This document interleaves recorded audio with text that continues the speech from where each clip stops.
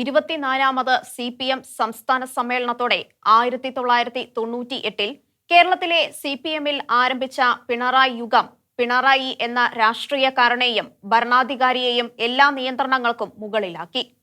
Party എന്നാൽ പിണറായി എന്നും പിണറായി എന്നാൽ പാർട്ടി എന്നും അടിവരയിട്ടുകൊണ്ടാണ് കൊല്ലം സമ്മേളനം പൂർത്തിയാകുന്നത്.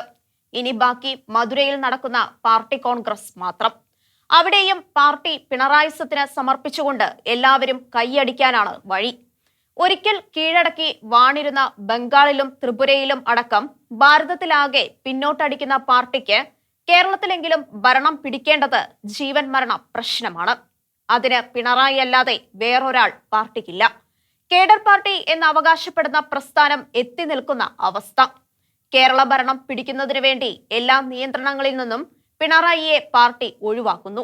ജനം ഇടതുമുന്നണിക്ക് വീണ്ടും ഭരണം കൊടുത്തില്ലെങ്കിൽ പിണറായി ശത്രുക്കളെല്ലാം സടകുടഞ്ഞ് ഉണരും.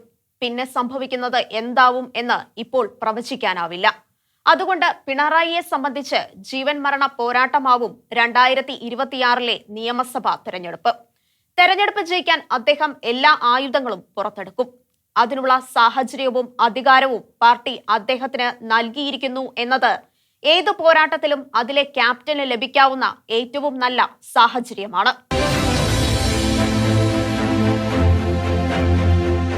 ശരിക്കും പോരാടി കടന്നു വന്നവനാണ് പിണറായി. 1945 മെയ് 24 പിണറായിയിലെ ഒരു സാധാരണ ചെത്തുതൊഴിലാളി കുടുംബത്തിൽ ജനിച്ച അദ്ദേഹം 2016 മെയ് 25 മുതൽ കേരള മുഖ്യമന്ത്രിയായി ഭരണം നടത്തുന്നത് ആരുടെയും ഔദാര്യം കൊണ്ടോ കാരണവന്മാരുടെ രാഷ്ട്രീയ പ്രവർത്തനത്തിന് കിട്ടിയ ഔദാര്യം കൊണ്ടോ അല്ല. കമ്മ്യൂണിസ്റ്റ് പാരമ്പര്യമുള്ള കുടുംബത്തിൽ ജനിച്ച അദ്ദേഹം 1964 CPM അംഗമായി. വിദ്യാർത്ഥി രാഷ്ട്രീയത്തിലൂടെയാണ് രാഷ്ട്രീയ നേതൃത്വത്തിലേക്ക് കടന്നു വന്നത്. 1965 ഇന്നത്തെ SFIയുടെ അക്കാലത്തെ രൂപമായ SFന്റെ കണ്ണൂർ ജില്ലാ സെക്രട്ടറിയായി. 1966 KSF സ്റ്റേറ്റ് പ്രസിഡന്റായി. 1968 ഇന്നത്തെ DYFIയുടെ അക്കാലത്തെ രൂപമായിരുന്ന കേരള സ്റ്റേറ്റ് യൂത്ത് ഫെഡറേഷൻ ജില്ലാ പ്രസിഡന്റായി. 1969 കേരള സ്റ്റേറ്റ് യൂത്ത് ഫെഡറേഷൻ സംസ്ഥാന പ്രസിഡന്റായി. പാർട്ടിക്ക് വേണ്ടി എന്തും ചെയ്യാൻ മടിക്കാത്തവനായി വിജയൻ. 1969 ഏപ്രിൽ 28 RSS പ്രവർത്തകനായ വാടിക്കൽ രാമകൃഷ്ണനെ കോടാലി കൊണ്ട് വെട്ടിക്കൊന്ന കേസിൽ പ്രതിയായിരുന്നു പിണറായി വിജയൻ. CPM MLA ആയിരുന്ന MV രാജഗോപാലിന്റെ നേതൃത്വത്തിൽ വിജയനടക്കം 200ഓളം പ്രവർത്തകർ ജാഥയായി വന്നാണ് തയ്യൽക്കാരനായ വാടിക്കൽ രാമകൃഷ്ണനെ വെട്ടിക്കൊന്നത്. സംഭവത്തിന് ദൃക്സാക്ഷി എന്ന് അവകാശപ്പെടുന്ന ഉമേഷ് 2017 ഒക്ടോബറിൽ ജനം TVക്ക് നൽകിയ അഭിമുഖത്തിൽ പറഞ്ഞത് പിണറായിയാണ് രാമകൃഷ്ണനെ വെട്ടിയത് എന്നാണ്. കമ്മ്യൂണിസ്റ്റ് ഭരണം നടക്കുന്ന കണ്ണൂരിൽ ഭീതി കൊണ്ട് ഇക്കാര്യം ഇതുവരെ ആരോടും പറഞ്ഞിട്ടില്ല എന്നും ഉമേഷ് വെളിപ്പെടുത്തി. രാമകൃഷ്ണന്റെ കൂടെ ജോലി ചെയ്തിരുന്ന തയ്യൽക്കാരനായിരുന്നു ഉമേഷും രാമകൃഷ്ണനും.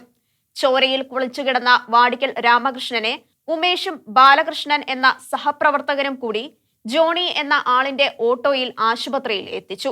MV രാജഗോപാലിനെയും പിണറായിയെയും പ്രതികളാക്കി പോലീസ് കേസെടുത്തു. 1ാം പ്രതിയായിരുന്നു പിണറായി. അക്കാലത്തെ ആഭ്യന്തരമന്ത്രിയായിരുന്ന EMSന്റെ പോലീസ് കേസ് അന്വേഷിച്ച് പ്രതികളെ രക്ഷിച്ചു. അവർ അഭിമുഖത്തിൽ കുറ്റപ്പെടുത്തി. തെളിവില്ലാത്തതുകൊണ്ട് കോടതി പ്രതികളെ വെറുതെ വിട്ടു. കോടിയേരി ബാലകൃഷ്ണന്റെ ഭാര്യാപിതാവാണ് MV രാജഗോപാൽ. അദ്ദേഹം നിരവധി കേസുകളിൽ പ്രതിയുമായിരുന്നു. ജനം TVയുടെ കണ്ണൂർ ബ്യൂറോ ചീഫ് അഭിലാഷ് നടത്തിയ അഭിമുഖത്തെക്കുറിച്ച് CPM പ്രതികരിച്ചതേയില്ല. കൊലപാതക കേസിൽ നിന്നും രക്ഷപ്പെട്ട പിണറായി 1970 കൂത്തുപറമ്പിൽ നിന്നും നിയമസഭയിലെത്തി. അതായത് പിണറായി കടന്നു വന്നത് ഓരോ ഇഞ്ചും പ്രവർത്തിച്ചാണ്, പോരാടിയാണ്. ആരുടെയും ഔദാര്യം കൊണ്ടല്ല, ബന്ധുബലം കൊണ്ടുമല്ല കരുത്തനായത്. ഇക്കാലത്ത് പാർട്ടിയിലെ മിക്കവാറും യുവാക്കളെ പോലെ പിണറായിയും MV രാഘവന്റെ അനുയായി ആയിരുന്നു.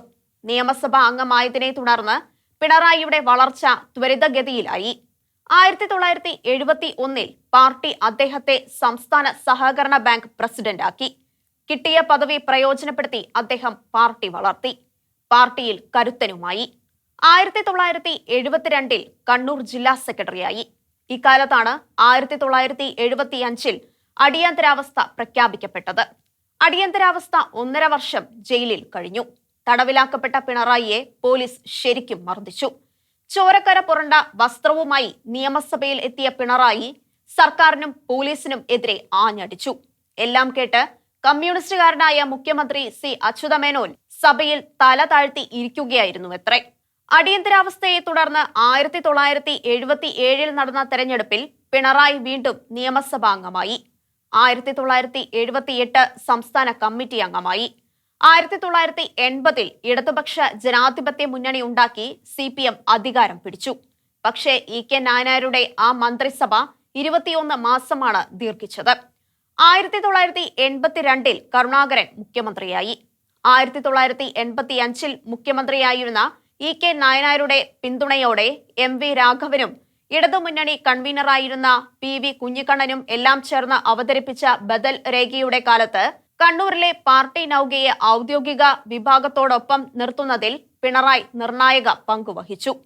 ഒരു മടിയും കൂടാതെ മുസ്ലിം ലീഗുമായി തെരഞ്ഞെടുപ്പ് മുന്നണി ഉണ്ടാക്കണം എന്ന് വാദിച്ച പാർട്ടിയിലെ തന്റെ വീരപുരുഷനായിരുന്ന രാഘവനെ തള്ളിപ്പറഞ്ഞു. പോരാ, അദ്ദേഹത്തെയും കൂടെ കൂടിയവരെയും പാർട്ടി ശത്രുക്കളായി കണ്ട് നിഗ്രഹിക്കുന്നതുവരെ കോപ്പുകൾ കൂട്ടി. അദ്ദേഹത്തിന്റെ വീടും ലൈബ്രറിയും വരെ പാർട്ടി തീയിട്ട് നശിപ്പിച്ചു. 1994 നവംബർ 25 കൂത്തുപറമ്പ് സഹകരണ ബാങ്കിന്റെ ഉദ്ഘാടനത്തിനെത്തിയ മന്ത്രി രാഘവനെ 3000-ഓളം വരുന്ന CPM DYFI പ്രവർത്തകർ ചേർന്ന് വധിക്കാൻ ശ്രമിക്കുകയും ജനക്കൂട്ടത്തെ പിരിച്ചുവിടുന്നതിന് പോലീസ് നടത്തിയ വെടിവെപ്പിൽ 2 CPM യുവാക്കൾ കൊല്ലപ്പെട്ടു. CPM നേതാക്കളായ MV ജയരാജനും M സുരേന്ദ്രനും അടക്കം 88 പേരെ പ്രതികളാക്കി പോലീസ് കേസെടുത്തിരുന്നു. ഇത്തരം തീക്കാറ്റുകൾക്കിടയിലൂടെയാണ് പിണറായി വിജയൻ കരുത്തനാകുന്നത്. സംസ്ഥാന കമ്മിറ്റിയിലെത്തി 10ാം വർഷം 1988 സംസ്ഥാന സെക്രട്ടേറിയറ്റ് അംഗമായി. പിണറായിയെ പോലെ ഒരാൾ സെക്രട്ടേറിയറ്റിൽ എത്താൻ 10 വർഷം എടുത്ത പാർട്ടിയിലാണ് അദ്ദേഹത്തിന്റെ മരുമകൻ റിയാസ് സംസ്ഥാന കമ്മിറ്റിയിലെത്തായി 4ാം വർഷം സെക്രട്ടേറിയറ്റിൽ എത്തുന്നത്. 1991 കൂത്തുപറമ്പിൽ നിന്നും വീണ്ടും നിയമസഭയിലെത്തി. 1996 പയ്യന്നൂരിലാണ് മത്സരിച്ചത്. 1996 നായനാർ മന്ത്രിസഭയിൽ 1996 മെയ് 20 മുതൽ 1998 ഒക്ടോബർ 19 വരെ വൈദ്യുതി സഹകരണ മന്ത്രിയായി. ഇക്കാലത്താണ് 1998 സെപ്റ്റംബർ 25 CPM സംസ്ഥാന സെക്രട്ടറിയായി നിയോഗിക്കപ്പെട്ടത്. അക്കാലത്ത് കടുത്ത VS പക്ഷപാതിയായിരുന്നു പിണറായിയും. 2002 മാർച്ച് 24 പോളിറ്റ് ബ്യൂറോ അംഗമായി. 2007 മെയ് 26 കേരളത്തിലെ വിഭാഗീയ പ്രവർത്തനങ്ങളുടെ പേരിൽ പിണറായിയുടെയും VSന്റെയും പോളിറ്റ് ബ്യൂറോ അംഗത്വം സസ്പെൻഡ് ചെയ്തു. ചടയൻ ഗോവിന്ദന്റെ മരണത്തെ തുടർന്ന് 1998 സെപ്റ്റംബർ 25 CPM സംസ്ഥാന സെക്രട്ടറിയായ പിണറായി 2015 ഫെബ്രുവരി 23 വരെ 18 വർഷക്കാലം CPM സംസ്ഥാന സെക്രട്ടറിയായി. കേരളത്തിൽ ഏറ്റവും ദീർഘകാലം സംസ്ഥാന സെക്രട്ടറിയായിരുന്ന നേതാവാണ് പിണറായി. ഇനിയാർക്കും ആ റെക്കോർഡ് തകർക്കാനും ആവില്ല. ഇക്കാലം കൊണ്ട് അദ്ദേഹം പാർട്ടിയെ ശരിക്കും കൈപ്പിടിയിൽ ഒതുക്കി. പാർട്ടിക്കുള്ളിൽ അതികഠിനമായ പോരാട്ടം നടത്തിയാണ് പിണറായി ഈ പദവി സ്വന്തമാക്കിയത്. ഒരിക്കൽ ഗുരുസ്ഥാനീയനായിരുന്ന VS അച്യുതാനന്ദനുമായി അദ്ദേഹം നടത്തിയ പോരാട്ടം കേരളത്തിലെ പാർട്ടി ചരിത്രത്തിൽ വല്ലാത്ത അധ്യായമായി മാറുന്നു. 1964 കമ്മ്യൂണിസ്റ്റ് പാർട്ടി പിളർത്തി CPMന് രൂപം കൊടുത്ത പാർട്ടിയുടെ സ്ഥാപക നേതാക്കന്മാരിൽ ഒരാളായ വേലിക്കകത്ത് ശങ്കരൻ അച്യുതാനന്ദൻ എക്കാലവും കറകളഞ്ഞ കമ്മ്യൂണിസ്റ്റുകാരനും കടുത്ത വരട്ട് തത്വവാദിയും ആയിരുന്നു. ജനകീയ സമരങ്ങളിൽ അദ്ദേഹം ആവേശം കൊണ്ടു. പരിപ്പുവടയുടെയും കട്ടൻകാപ്പിയുടെയും കാലഘട്ടത്തിലെ ആളായി എന്നും ജീവിച്ചു. സുഖലോലുപരമായ സഖാക്കൾക്ക് VS പേടി സ്വപ്നമായി. 1969 മുതൽ കേരളത്തിൽ അധികാരത്തിന് പുറത്തുനിന്ന CPM 1979 ഇടതുപക്ഷ ജനാധിപത്യ മുന്നണി ഉണ്ടാക്കി അധികാരം പിടിച്ച കാലത്താണ് VS പാർട്ടിയുടെ സംസ്ഥാന സെക്രട്ടറിയാവുന്നത്. അന്നത്തെ സംസ്ഥാന സെക്രട്ടറിയായിരുന്ന EK നായനാർ മുഖ്യമന്ത്രി ആയ ഒഴിവിൽ 1980 അദ്ദേഹം സംസ്ഥാന സെക്രട്ടറിയായി. 1980 മുതൽ 1992 വരെ സെക്രട്ടറി സ്ഥാനത്ത് തുടർന്നു. 1972 മുതൽ 80 വരെയാണ് നായനാർ സംസ്ഥാന സെക്രട്ടറി ആയിരുന്നത്. അക്കാലത്ത് പാർട്ടിയിൽ AKGയും EMSും എല്ലാം കിരീടം വയ്ക്കാത്ത രാജാക്കന്മാരായി ഉണ്ടായിരുന്നു. എങ്കിലും VS സംഘടനയിൽ പിടിമുറുക്കി. അദ്ദേഹത്തിന് ബംഗാൾ ഘടകത്തിന്റെ പിന്തുണയും ഉണ്ടായിരുന്നു. CPM എന്നാൽ VS എന്നായ കാലമായിരുന്നു അത്. പിണറായിയൊക്കെ അന്ന് VS പക്ഷത്തായിരുന്നു. 1982 അധികാരം നഷ്ടപ്പെട്ട പാർട്ടി അധികാരം തിരിച്ചുപിടിക്കുന്നതിന് മുസ്ലിം ലീഗുമായി ചങ്ങാത്തം ഉണ്ടാക്കണമെന്ന് നായനാർ അടക്കമുള്ളവർ വാദിച്ചു. വർഗീയ കക്ഷികളുമായി ഒരു കൂട്ടും പാടില്ലെന്ന് EMSും VSും വാദിച്ചു. BJPയുടെ ഭൂരിപക്ഷ വർഗീയതയെ നേരിടുന്നതിന് ന്യൂനപക്ഷ വർഗീയത പ്രയോജനപ്പെടുത്തുന്നത് ശരിയല്ലെന്ന് അവർ വാദിച്ചു. പാർട്ടിയുടെ ഈ ഔദ്യോഗിക നയത്തിനെതിരെ പാർട്ടിയിലെ ഫയർ ബ്രാൻഡായിരുന്ന MV രാഘവൻ അടക്കമുള്ളവർ 1985 പാർട്ടിയുടെ എറണാകുളം സമ്മേളനത്തിൽ ബദൽ രേഖ അവതരിപ്പിച്ച് വാദിച്ചു. ബദൽ രേഖ സമ്മേളനം അംഗീകരിച്ചില്ല. VS സംഹാര രുദ്രനായി. ബദൽ രേഖക്കാരെ അദ്ദേഹം വെട്ടിനിരത്തി. MV രാഘവനും ഇടതുമുന്നണി കൺവീനർ PV കുഞ്ഞിക്കണ്ണനും മൂസാക്കുട്ടിയും എല്ലാം അതിൽപ്പെട്ടു. ഇക്കാലത്ത് VSന്റെ ശബ്ദമായിരുന്നു പിണറായി കണ്ണൂരിൽ. 1988 VS വീണ്ടും സംസ്ഥാന സെക്രട്ടറിയായി. VSനും അധികാരമോഹം കലശലായി. 1987 അധികാരത്തിൽ വന്ന ഇടതുമുന്നണിക്ക് കാലാവധി പൂർത്തിയാക്കുവാൻ 1 വർഷം കൂടി ബാക്കി നിൽക്കെ 1991 നിയമസഭ പിരിച്ചുവിട്ട് തെരഞ്ഞെടുപ്പിന് പോയി. രാജീവ് ഗാന്ധിയുടെ വധത്തെ തുടർന്നുണ്ടായ സഹതാപ തരംഗത്തിൽ ഇടതുമുന്നണി തോറ്റു. VSും നായനാരും അടക്കമുള്ളതായി പ്രതിപക്ഷം. 1991 കോഴിക്കോട് സംസ്ഥാന സമ്മേളനത്തിൽ പാർട്ടി സെക്രട്ടറി സ്ഥാനത്തേക്ക് മത്സരം നടന്നു. മുൻ സെക്രട്ടറി EK നായനാരും VS അച്യുതാനന്ദനും തമ്മിലായി പോരാട്ടം. VS നായനാരോട് 2 വോട്ടിന് തോറ്റു. അതോടെ VSന് പാർട്ടിയിൽ വലിയ തിരിച്ചടിയായി. നായനാർ പാർട്ടി സെക്രട്ടറിയും പ്രതിപക്ഷ നേതാവുമായി തുടർന്നു. അവസാനം ബംഗാൾ പിന്തുണയോടെ VSന് പ്രതിപക്ഷ നേതൃസ്ഥാനം ലഭിച്ചു. പ്രതിപക്ഷ നേതാവ് എന്ന നിലയിലുള്ള VSന്റെ നിലപാടുകൾ കമ്മ്യൂണിസ്റ്റ് ദർശനം അനുസരിച്ചുള്ളവ എങ്കിലും കാലത്തിന് നിരക്കാത്തതായി. CPMലെ പല നേതാക്കൾക്കും VSനെ ഭയമായി. VS മുഖ്യമന്ത്രിയായാൽ നമ്മിൽ പലരും ജയിലിലാകും. എളമരം കരീം സംസ്ഥാന കമ്മിറ്റിയിൽ പരാതിപ്പെട്ടു. 1995 കൊല്ലം സമ്മേളനം VS ഗ്രൂപ്പുകാർ തോറ്റു. പാർട്ടിയിൽ CITUകാർ ശക്തമായ ഗ്രൂപ്പ് പ്രവർത്തനം നടത്തി. 1996 തെരഞ്ഞെടുപ്പിൽ ജയിക്കുമ്പോൾ സുശീല ഗോപാലനെ മുഖ്യമന്ത്രി ആക്കുവാൻ അവർ കരുക്കൾ നീക്കി. 1996 നിയമസഭാ തെരഞ്ഞെടുപ്പിൽ മാരാരിക്കുളത്ത് VS തോറ്റു. VS തിരിച്ചടിച്ചു. മുഖ്യമന്ത്രിയെ തിരഞ്ഞെടുക്കുന്നതിന് കൂടിയ പാർട്ടി സംസ്ഥാന കമ്മിറ്റിയിൽ മുഖ്യമന്ത്രി സ്ഥാനത്തേക്ക് മത്സരിച്ച സംസ്ഥാന സെക്രട്ടറി EK നായനാരെ VS പക്ഷം പിന്തുണച്ചു. CITUകാർ തോറ്റു. നായനാർ മുഖ്യമന്ത്രിയായി. പക്ഷേ VSന് ഈ കച്ചവടത്തിൽ പകരം ഒന്നും മേടിച്ചെടുക്കാനായില്ല. നായനാർ മുഖ്യമന്ത്രിയായപ്പോൾ 1996 ചടയൻ ഗോവിന്ദൻ സംസ്ഥാന സെക്രട്ടറിയായി. 1998 പാലക്കാട് സമ്മേളനത്തിൽ VS വീണ്ടും വെട്ടിനിരത്തി. CITU നേതാക്കളായ MM Lawrence, VB Cheriyan, KN Raveendranath, Appukuttan Vallikkunnu തുടങ്ങിയവരെല്ലാം പുറത്താക്കപ്പെട്ടു. 1998 സെപ്റ്റംബർ 9 ക്യാൻസർ രോഗം മൂലം ചടയൻ മരിച്ചു. പിണറായി സെക്രട്ടറിയായി. പിണറായി ശക്തനായി തുടങ്ങി. VS മുഖ്യമന്ത്രി ആകുന്നതിനെ ഭയന്നവരെല്ലാം പിണറായിക്ക് ഒപ്പം കൂടിക്കൊണ്ടിരുന്നു. 2001 ജനാധിപത്യ മുന്നണി അധികാരത്തിലെത്തി. കോൺഗ്രസിലെ AK ആന്റണി മുഖ്യമന്ത്രിയായി. 2004 നടന്ന ലോക്സഭാ തെരഞ്ഞെടുപ്പിൽ ഇടതുമുന്നണി വലിയ വിജയം നേടി. VSനേക്കാൾ പിണറായിയുടെ നേട്ടമായി ഇത് കണക്കാക്കപ്പെട്ടു.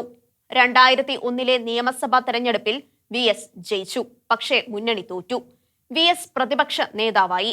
മുല്ലപ്പെരിയാർ, മതികെട്ടാൻ, കുഞ്ഞാലിക്കുട്ടി, ബാലകൃഷ്ണപിള്ള, കൂടംകുളം, എൻഡോസൾഫാൻ തുടങ്ങിയ വിഷയങ്ങളിൽ VS പാർട്ടി നിലപാട് നോക്കാതെ സ്വന്തം നിലപാടുമായി മുന്നോട്ടുപോയി.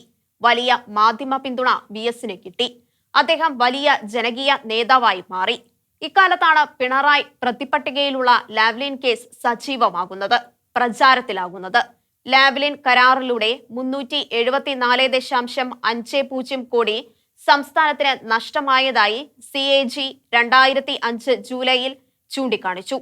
ഇടപാടിനെ കുറിച്ച് Kottayam vigilance SP AR Prathapan പ്രാഥമിക അന്വേഷണം നടത്തി. 2006 ജനുവരിയിൽ വിശദമായ അന്വേഷണം നടത്തണമെന്ന് ശുപാർശ ചെയ്തു. 2006 ഫെബ്രുവരി 6 AGയുടെ റിപ്പോർട്ട് സ്പീക്കർക്ക് കൈമാറി. ലാവ്ലിൻ ഇടപാടിൽ വിജിലൻസ് അന്വേഷണം ആവശ്യപ്പെട്ട് ഹൈക്കോടതിയെ സമീപിച്ചു.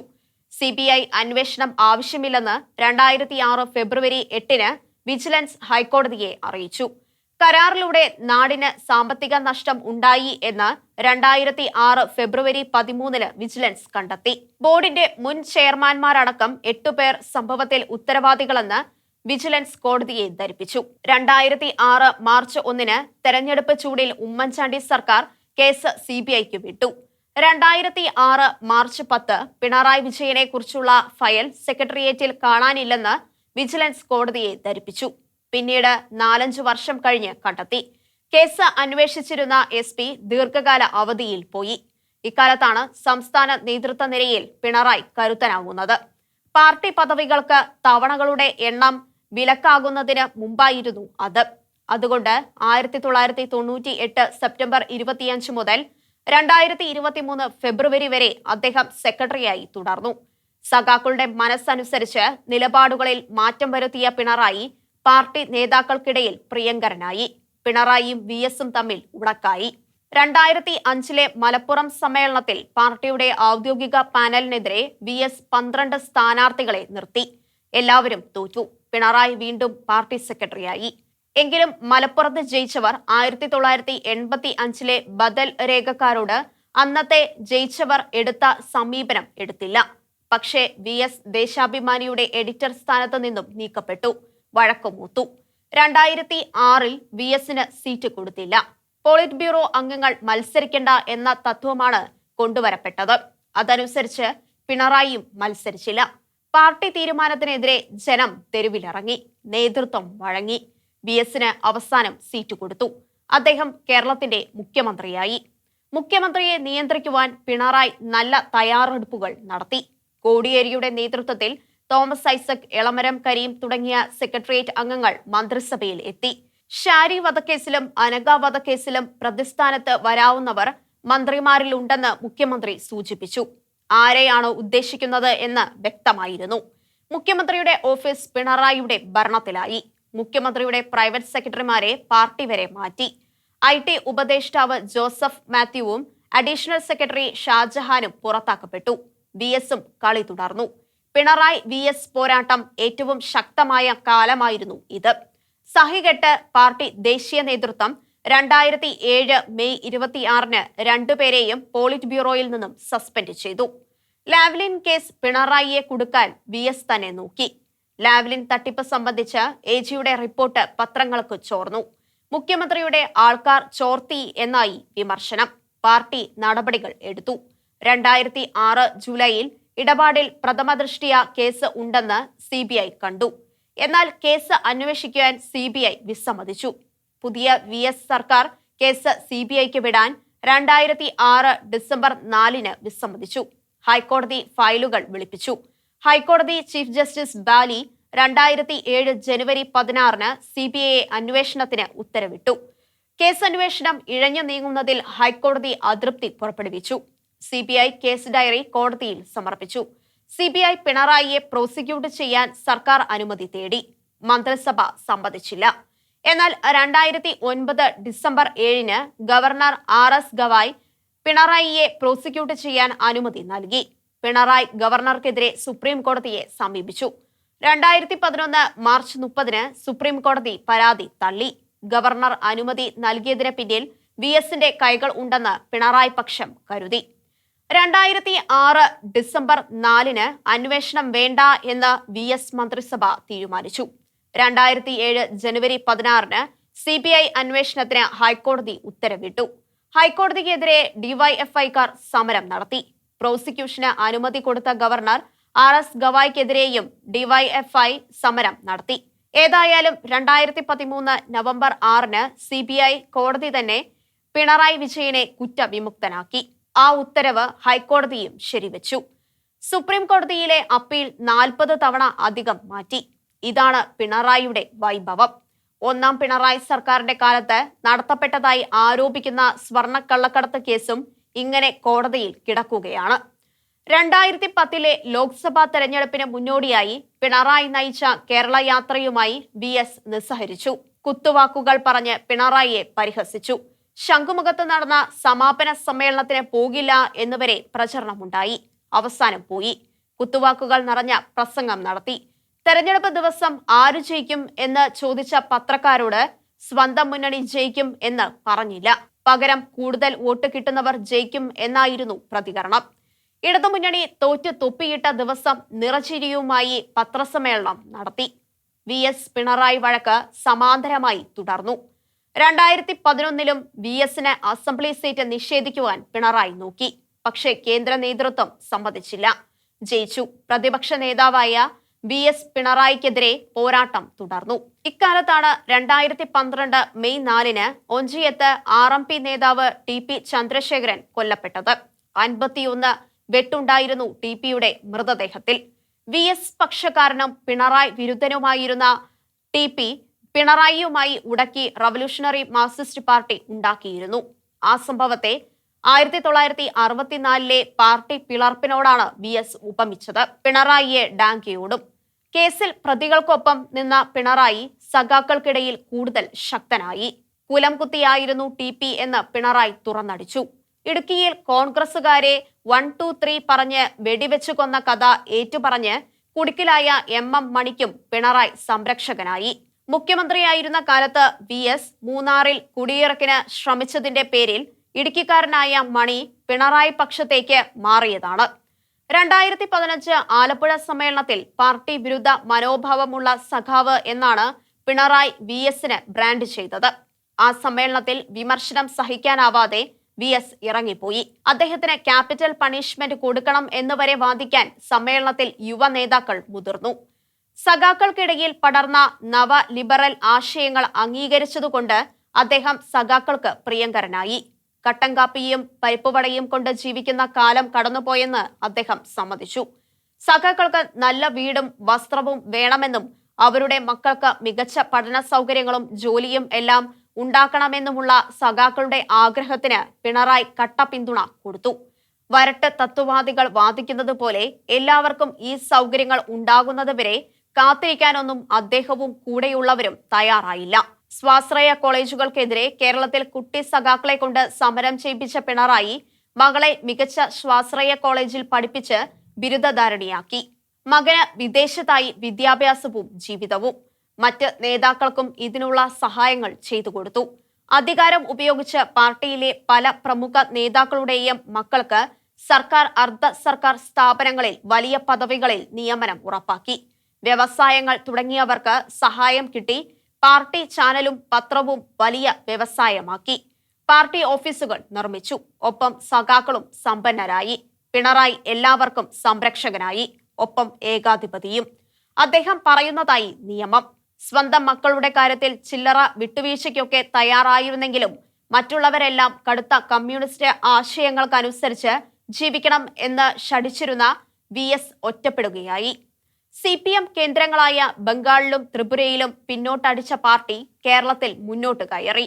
2004, 2014 ലോക്സഭാ ഇലക്ഷനുകളിൽ പാർട്ടിക്ക് പിടിച്ചു നിൽക്കാനായി. 2006, 2016 നിയമസഭാ തെരഞ്ഞെടുപ്പുകളിൽ വിജയിച്ചു. അതോടെ പാർട്ടി കാര്യങ്ങൾ നടത്തിക്കൊണ്ടുപോകുവാൻ കേരളമായി വഴി. മുസ്ലിം വോട്ടുകൾ ഇല്ലാതെ തെരഞ്ഞെടുപ്പ് വിജയം ഉറപ്പാക്കാനാവില്ലെന്ന് മനസ്സിലാക്കിയ പിണറായി അതിനുള്ള തന്ത്രങ്ങൾ ഒരുക്കി. ലീഗ് ജനാധിപത്യ മുന്നണിയിൽ ഉറച്ചു നിൽക്കുന്നതുകൊണ്ട് ലീഗിന്റെ കോട്ടകളിൽ ചോർച്ച ഉണ്ടാക്കാനും ലീഗ് വിരുദ്ധ മുസ്ലിം മുന്നേറ്റങ്ങളെ കൂടെ നിർത്താനും തന്ത്രങ്ങൾ മെനഞ്ഞു. അങ്ങനെയാണ് മദനിയുമായി സഖ്യം ഉണ്ടാക്കിയതും പോപ്പുലർ ഫ്രണ്ട് പോലുള്ളവരുടെ വരെ സഹായം തേടിയതും. എല്ലാം ഫലം കണ്ടു. 2016 നിയമസഭാ തെരഞ്ഞെടുപ്പിൽ ഇടതുമുന്നണി ജയിച്ചു. പിണറായി മുഖ്യമന്ത്രിയായി. പിണറായി കൂടുതൽ ശക്തനായി. കൂടെ നിൽക്കുന്നവർക്കെല്ലാം വലിയ ആനുകൂല്യങ്ങളായി, പദവികളായി. എല്ലാവരും കൂടെ നിന്നു. 2021 രണ്ടാം ഊഴം ഉറപ്പാക്കുന്നതിന് ജനാധിപത്യ മുന്നണിയെ ദുർബലപ്പെടുത്താനും ഇടതുമുന്നണിയെ ശക്തിപ്പെടുത്താനും അദ്ദേഹം കരുക്കൾ നീക്കി. 2020 നടന്ന ലോക്സഭാ തെരഞ്ഞെടുപ്പിൽ 20-ൽ 18 സീറ്റും ലഭിച്ചതോടെ കോൺഗ്രസ് വല്ലാത്ത ധിക്കാരത്തിലായി. കേരള കോൺഗ്രസ് മാണി വിഭാഗത്തെ അവർ ജനാധിപത്യ മുന്നണിയിൽ നിന്ന് പുറത്താക്കി. ഇടതുമുന്നണിയുടെ സിറ്റിംഗ് സീറ്റുകളായ പാലായും ചാലക്കുടിയും റാന്നിയും വരെ കൊടുത്തുകൊണ്ടാണ് പിണറായി അവരെ കൂടെ കൂട്ടിയത്. ഇടതുമുന്നണിയിലെ രണ്ടാം കക്ഷിയായ CPIക്ക് വല്ലാത്ത എതിർപ്പുണ്ടായിരുന്നു. പക്ഷേ പിണറായി ഉദ്ദേശിച്ചെടുത്ത് എല്ലാവരെയും കെട്ടി. രണ്ടാം മന്ത്രിസഭ വന്നപ്പോൾ മന്ത്രിസഭയിൽ മുഖ്യമന്ത്രി തുല്യരിൽ ഒന്നാമൻ എന്ന നില പോയി. ഹെഡ്മാസ്റ്ററും കുട്ടികളും എന്ന നിലയായി. ഘടകകക്ഷികൾക്ക് മന്ത്രിമാരായി പ്രഗത്ഭർ ഉണ്ടായിരുന്നില്ല. CPMലെ പ്രഗത്ഭരെ എല്ലാം പല കാരണം പറഞ്ഞ് തഴഞ്ഞു. മരുമകനെ പോലും മന്ത്രിയാക്കി. ആരും ഒന്നും മിണ്ടിയില്ല. എല്ലാവർക്കും സ്തുതിഗീതങ്ങൾ മാത്രം. ആ നിലയിലാണ് ഇപ്പോൾ കാര്യങ്ങൾ. 2025 കൊല്ലം സമ്മേളനം കഴിഞ്ഞതോടെ പിണറായിയുടെ നില കൂടുതൽ ഭദ്രമായി. ഇനി അദ്ദേഹം പറയുന്നത് മാത്രമാവും ഇടതുമുന്നണിക്ക് വാക്യം. അദ്ദേഹം പുതിയ വഴി വെട്ടുകയായി. പാർട്ടി സമ്മേളനത്തിൽ സെക്രട്ടറി അവതരിപ്പിച്ച പാർട്ടി റിപ്പോർട്ടിനേക്കാൾ വലുത് CPM അവതരിപ്പിച്ച വികസന രേഖയായി. VSന് ചിന്തിക്കാനാവാത്ത കാര്യങ്ങളാണ് അതിലുള്ളത്. സ്വകാര്യ സർവകലാശാലകൾ, സ്വകാര്യ മുതലാളിമാരുമായി കൂട്ടായി, പൊതുമേഖലാ സ്ഥാപനങ്ങൾ, സെസ്സുകൾ, വലിയ വിപ്ലവകരമായ ആശയങ്ങളാണ് അദ്ദേഹം ആ രേഖയിലൂടെ മുന്നോട്ട് വയ്ക്കുന്നത്. ഇതെല്ലാം കമ്മ്യൂണിസമാണോ എന്ന് ചോദിച്ചാൽ ആർക്കും തീർച്ചയില്ല. ഒന്നാം പിണറായി സർക്കാരിന്റെ കാലത്തു തന്നെ തുടങ്ങിയിരുന്നു ഇത്തരം നീക്കങ്ങൾ. സ്വാശ്രയ കോളേജുകൾക്ക് അവർ ആഗ്രഹിക്കുന്നതിലും വലിയ ഫീസ് അനുവദിച്ചതടക്കം സ്വകാര്യ മേഖലയ്ക്ക് ഇഷ്ടപ്പെടുന്ന പലതും ഉണ്ടായി. മൂന്നാം ഊഴത്തിനു വേണ്ടി അദ്ദേഹം പുറത്തിറക്കാൻ പോകുന്ന കാർഡുകൾ കാണാനിരിക്കുന്നതേ ഉള്ളൂ. കേന്ദ്രവുമായി ലൈനിലായി എന്നതാണ് ഒന്നാമത്തെ വിപ്ലവകരമായ മാറ്റം. കേന്ദ്ര ധനമന്ത്രി നിർമ്മല സീതാരാമൻ കേരള ഹൌസിൽ മുഖ്യമന്ത്രിയുടെ പ്രഭാത ഭക്ഷണത്തിനെത്തി. ഒപ്പം ഗവർണറും. സിംഹവും കുഞ്ഞാടും ഒന്നിച്ച് മേയുന്നതുപോലെ. പണ്ട് പാർലമെന്റ് ഹൌസിലെ ക്യാന്റീനിൽ പ്രധാനമന്ത്രി മോദി വിളിച്ച പ്രഭാത ഭക്ഷണത്തിൽ സംബന്ധിച്ച RSP നേതാവ് MK പ്രേമചന്ദ്രനെ വല്ലാതെ പുച്ഛിച്ചവരാണ് സഖാക്കൾ. അവർ ഇന്ന് സീതാരാമനെയും മുഖ്യമന്ത്രിയെയും വാഴ്ത്തുന്നു. എല്ലാം ജനതാൽപര്യങ്ങൾക്കു വേണ്ടി എന്ന് ന്യായീകരിക്കുന്നു. നാട്ടുകാർക്ക് സംശയം തോന്നി എന്ന് തോന്നിയ സീതാരാമൻ പക്ഷെ പൊടുന്നനെ കേരളത്തിലെ നോക്കുകൂലിയെക്കുറിച്ച് ഒരു ചീത്തവിളി. അത് കേട്ട് പിണറായി ഊറിച്ചിരിച്ചിരിക്കണം. കളികൾ ഇനിയും വരും. കാത്തിരിക്കുക.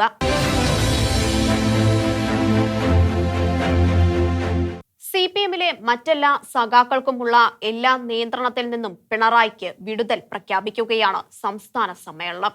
75 കഴിഞ്ഞ എല്ലാ നേതാവും പാർട്ടി പദവികളും ഔദ്യോഗിക പദവികളും ഒഴിയണം എന്ന നിബന്ധന 2025 മെയ്യിൽ 80 കഴിയുന്ന പിണറായിക്ക് ഒഴിവാക്കി. അദ്ദേഹം പുതിയ സംസ്ഥാന കമ്മിറ്റിയിലെ 1-ാം അംഗമായി. ഈ വെള്ളം ചേർക്കലിനെതിരായ വിമർശനം ഒഴിവാക്കാനാവണം ഏതാനും മാസങ്ങൾക്കകം ഈ പരിധി കടക്കുന്ന EP ജയരാജനും TP രാമകൃഷ്ണനും പുതിയ സംസ്ഥാന കമ്മിറ്റിയിലേക്ക് തിരഞ്ഞെടുക്കപ്പെട്ടിട്ടുണ്ട്. എന്തേ ഇത്തരം ഒരു അനിവാര്യത? അത്തരം ഒരു ശബ്ദം കൊല്ലം സമ്മേളനത്തിൽ ഉയർന്നു. അത് സഖാവ് PK ഗുരുദാസന്റേതായിരുന്നു. CPMൽ തുടർച്ചയായി 2 വർഷത്തിലധികം ഒരാൾ തിരഞ്ഞെടുപ്പിൽ മത്സരിക്കരുതെന്ന് നിബന്ധനയിൽ നിന്നും പിണറായിയെ ഒഴിവാക്കും. ഇനി തത്വത്തിൽ ഒഴിവാക്കാതിരുന്നാലും പിണറായി ക്യാപ്റ്റനായി നിന്ന് നടക്കുന്ന നിയമസഭാ തെരഞ്ഞെടുപ്പിൽ ഇടതുമുന്നണി അധികാരത്തിൽ തിരിച്ചെത്തിയാൽ അദ്ദേഹം മുഖ്യമന്ത്രി പദവി ഏറ്റെടുക്കും. അതുകൊണ്ട് 2026 കേരള നിയമസഭാ തെരഞ്ഞെടുപ്പ് കേരളത്തിലെ ജനാധിപത്യത്തിന്റെ മഹായുദ്ധമായി പരിണമിക്കുകയാണ്. ഇതിലും പിണറായി പക്ഷം ജയിച്ചാൽ എല്ലാ സംവിധാനങ്ങളും അദ്ദേഹത്തിന്റെ കൈകളിലാവും. ഏറാൻമൂളികളെ കൂടെയിരുത്തി എല്ലാം വരുതിയിലാക്കും. മുഖ്യമന്ത്രി എന്നാൽ തുല്യരിൽ ഒന്നാമൻ എന്ന നില 2-ാം ഊഴത്തിൽ തന്നെ അദ്ദേഹം ഇല്ലാതാക്കി. സ്വന്തം പാർട്ടി മാത്രമല്ല മുന്നണിയിലെ ഘടകകക്ഷികളെയും മന്ത്രിസഭയിൽ പ്രതിനിധികളാക്കിയത് ഹെഡ്മാസ്റ്ററും കുട്ടികളും പോലെ ഒരു മന്ത്രിസഭ ഉണ്ടാക്കാൻ. എല്ലാ മന്ത്രിമാരുടെയും വകുപ്പുകളിലെ പ്രധാന തീരുമാനം മുഖ്യമന്ത്രി എടുക്കുന്നു. 3-ാം ഊഴം കിട്ടിയാൽ തന്നെ ഈ സ്ഥിതിയിൽ നിന്നും മോശമാകാനില്ല. 3-ാം അംഗവും ജയിച്ച് പിണറായി കേരളത്തിന്റെ മുഖ്യമന്ത്രി ആയാൽ ഇവിടുത്തെ ജനാധിപത്യ ജീവിതക്രമത്തിന് സംഭവിക്കുവാൻ പോകുന്നത് എന്തായിരിക്കും? നവകേരള സദസ്സിനെതിരെ പ്രതിഷേധിച്ചവരെ, പൂച്ചട്ടിയും ഹെൽമറ്റും വെച്ച് ആക്രമിച്ചവരെ വീരപുരുഷന്മാരായി ചിത്രീകരിച്ച പിണറായി 3-ാം ഊഴത്തിൽ എന്തെല്ലാമാവും ചെയ്യാനിരിക്കുക? എന്ത് ചെയ്താലും എല്ലാ അവസരവാദികളും വാഴ്ത്തുപാട്ടുകാരാവും. അല്ലാത്തവർക്ക് പിടിച്ച് നിൽപ്പ് തന്നെ അസാധ്യമാവും. നാണം കെട്ടും പണവും പദവിയും സമ്പാദിക്കുന്നവർ ആ പദവിയും സൗകര്യങ്ങളും പ്രയോജനപ്പെടുത്തി സമൂഹത്തിൽ ദിവ്യന്മാരാവും. അവരെക്കാൾ അർഹതപ്പെട്ടവരും പാർട്ടിയിൽ സീനിയോറിറ്റി ഉള്ളവരും ദേശസേവനം നടത്തിയവരും ഒന്നുമല്ലാതാവും. CPMലെ വലിയ പദവികളിലൊന്നായി പാർട്ടി പ്രവർത്തകർ കണക്കാക്കുന്ന സ്ഥാനമാണ് സെക്രട്ടേറിയറ്റ് അംഗത്വം. സംസ്ഥാന കമ്മിറ്റിയിൽ 10-15 വർഷം പ്രവർത്തിക്കുന്ന സീനിയർ നേതാക്കന്മാരാണ് ആ പദവി ലഭിക്കുക. എന്നാൽ പിണറായിയുടെ മകളുടെ ഭർത്താവ് മുഹമ്മദ് റിയാസ് സംസ്ഥാന കമ്മിറ്റിയിൽ എത്തി 4-ാം വർഷം സെക്രട്ടേറിയറ്റിലെത്തി. അദ്ദേഹത്തെക്കാൾ സീനിയറും സമർത്ഥനുമായി കണക്കാക്കപ്പെടുന്ന സ്പീക്കർ ഷംസീർ സംസ്ഥാന കമ്മിറ്റിയിൽ തന്നെ. ഏകാധിപതി സ്വന്തക്കാർക്ക് പദവികളും ആനുകൂല്യങ്ങളും വാരിക്കോരി കൊടുക്കും. ഉരലു കക്കുമ്പോൾ വിരലെങ്കിലും മറയാക്കണം എന്ന ചൊല്ലൊന്നും അവർക്ക് ബാധകമല്ല. മുരടനക്കുന്നവരുടെ വാ അടപ്പിക്കും. അങ്ങനെ CPM-ൽ പഴയകാല കോൺഗ്രസിലെ ഇന്ദിരാ ദിനങ്ങൾക്ക് കവാടം തുറന്നു. പാർട്ടി എന്നാൽ ഇന്ദിര എന്നും ഇന്ദിര എന്നാൽ പാർട്ടി എന്നും വാഴ്ത്തിപ്പാടിയിരുന്ന അക്കാലത്ത് അധികാരം നിലനിർത്താൻ ഇന്ദിര ഭാരതത്തിൽ അടിയന്തരാവസ്ഥ വരെ പ്രഖ്യാപിച്ചു. അവർ അധികാരം പിടിച്ചെങ്കിലും കോൺഗ്രസിന്റെ സംഘടനാ സംവിധാനം ഇല്ലാതായി. കൂട്ടായി ആലോചിച്ച് തീരുമാനിക്കുവാനും ആ തീരുമാനം നടപ്പാക്കുവാനും കോൺഗ്രസിന് കഴിയാതെയായി. ഇന്ദിര പോയതോടെ അവർക്ക് ഇന്ദിരയുടെ കുടുംബത്തിലെ ആരെങ്കിലും ഇല്ലെങ്കിൽ ജീവിക്കാനാവാതെയായി. കോൺഗ്രസിന്റെ സംഘടനാ ശക്തി നഷ്ടപ്പെട്ടത് കോൺഗ്രസിന് മാത്രമല്ല, ഇന്ത്യക്കാകെയും വലിയ ദുരന്തമായി. മോദി എന്ന പുത്തൻ ഇന്ദിര ഇന്ത്യയിൽ ചോദ്യം ചെയ്യപ്പെടാനാവാത്ത അധികാരിയായി മാറി.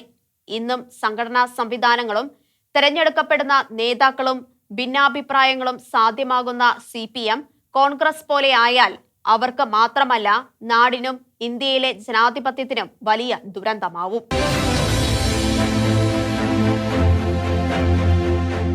1969 ഭാരതത്തിലെ ഇന്ത്യൻ നാഷണൽ കോൺഗ്രസിൽ ആരംഭിച്ച ഇന്ദിരായുഗത്തിന്റെ തനിയാവർത്തനമല്ലേ CPM-ലും ആവർത്തിക്കുന്നത്. ഇന്ദിരയാണ് ഇന്ത്യയെന്ന് വാഴ്ത്തുപാട്ടുകാർ പാടിയ കാലമാണ് ഓർമ്മയിൽ വരുന്നത്. അന്ന് അങ്ങനെ പാടിയത് ഇന്ദിരയുടെ നോമിനിയായി കോൺഗ്രസ് പ്രസിഡന്റായ DK ബറുവ ആയിരുന്നു. ഇന്ന് ഗോവിന്ദൻ പറയുന്ന വാഴ്ത്തുപാട്ടുകൾ ആ നിലവാരത്തിൽ ഇനിയും എത്തിയിട്ടില്ല. നെഹ്റുവിന്റെ മകൾ എന്ന യോഗ്യത കൊണ്ട് മാത്രമല്ല അവർ പ്രധാനമന്ത്രി ആവുന്നത്. കോൺഗ്രസിലെ സമുന്നത നേതാവായിരുന്നു അവർ.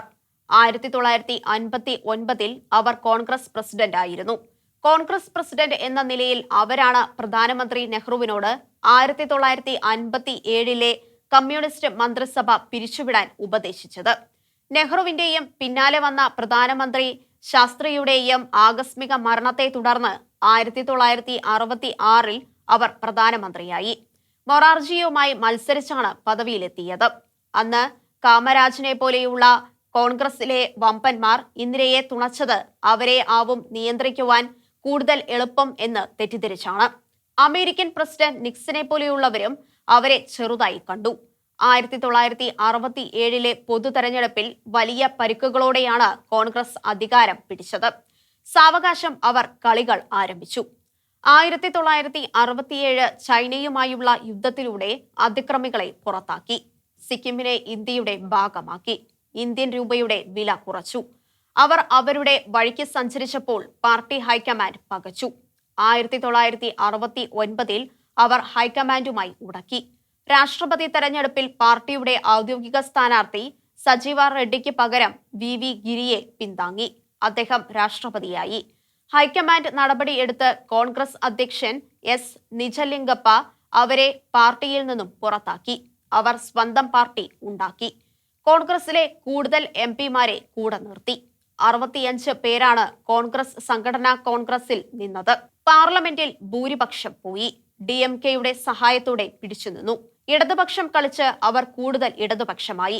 1969 14 ബാങ്കുകൾ ദേശവൽക്കരിച്ചു. മുൻ രാജാക്കന്മാരുടെ പ്രീവി പേഴ്സ് നിർത്തലാക്കി. 1971 ഡിസംബറിൽ ബംഗ്ലാദേശ് യുദ്ധത്തിൽ കിഴക്കൻ പാകിസ്ഥാൻ ഇല്ലാതായപ്പോൾ അവരെ ദുർഗ എന്നാണ് ജനസംഘം നേതാവ് വാജ്പേയി ചിത്രീകരിച്ചത്. 1971 പൊതു തെരഞ്ഞെടുപ്പിൽ അവർ ഐതിഹാസിക വിജയം നേടി. എന്നാൽ ഇക്കാലത്ത് അവർ തികച്ചും സ്വേച്ഛാധിപതിയായി. അധികാരം നിലനിർത്താൻ അവർ പല ഹീന കളികളും കളിച്ചു. അധികാരത്തിൽ എത്താൻ ഉയർത്തിയ ഗരീബി ഹഠാവോ പോലെയുള്ള മുദ്രാവാക്യം മറന്നു. ജയപ്രകാശ് നാരായണന്റെ നേതൃത്വത്തിൽ രൂപം കൊണ്ട ജനകീയ പ്രക്ഷോഭം കൊടുങ്കാറ്റായി ജനശ്രദ്ധ തിരിക്കാൻ അവർ പലതും ചെയ്തു. 1974 പൊഖ്റാനിലെ ന്യൂക്ലിയർ പരീക്ഷണം നടത്തി. പക്ഷേ ജനകീയ പ്രക്ഷോഭം കെട്ടടങ്ങിയില്ല. 1975 ഭാരതത്തിൽ അടിയന്തരാവസ്ഥ പ്രഖ്യാപിച്ചു. 1 ലക്ഷം നേതാക്കളെ തടവിലാക്കി. അവസാനം ജനങ്ങളെ നേരിടാൻ തീരുമാനിച്ചു. ആ യുദ്ധത്തിൽ അവർ ദയനീയമായി തോറ്റു. 1980 വീണ്ടും വന്നു. അമൃത്സറിലെ സുവർണ ക്ഷേത്രത്തിൽ കുടിയേറിയ തീവ്രവാദികളെ ഒഴിവാക്കുവാൻ ഓപ്പറേഷൻ ബ്ലൂ സ്റ്റാർ നടത്തി. 1984 ഒക്ടോബർ 31 വധിക്കപ്പെട്ടു. പകരം മകൻ രാജീവ് ഇന്ത്യയുടെ പ്രധാനമന്ത്രിയായി. പാർട്ടി ഭരണം കുടുംബവാഴ്ചയിലേക്ക് മാറിയ കഥയാണ് കോൺഗ്രസിലെ ഇന്ദിരായുഗത്തിന്റെ സംഭാവന. അത് നശിപ്പിച്ചത് കോൺഗ്രസിനെ മാത്രമല്ല, ഇന്ത്യൻ ജനാധിപത്യത്തെ കൂടിയാണ്. ഇന്ദിരയെ ലോകം ഏറെ ബഹുമാനിച്ചു. പ്രശസ്ത നയതന്ത്രജ്ഞൻ ഹെൻറി കിസിംഗർ അവരെ ഉരുക്കുവനിത എന്നാണ് വിളിച്ചത്. ജനസംഘം നേതാവ് വാജ്പേയി അവരെ ദുർഗയായി ചിത്രീകരിച്ചു.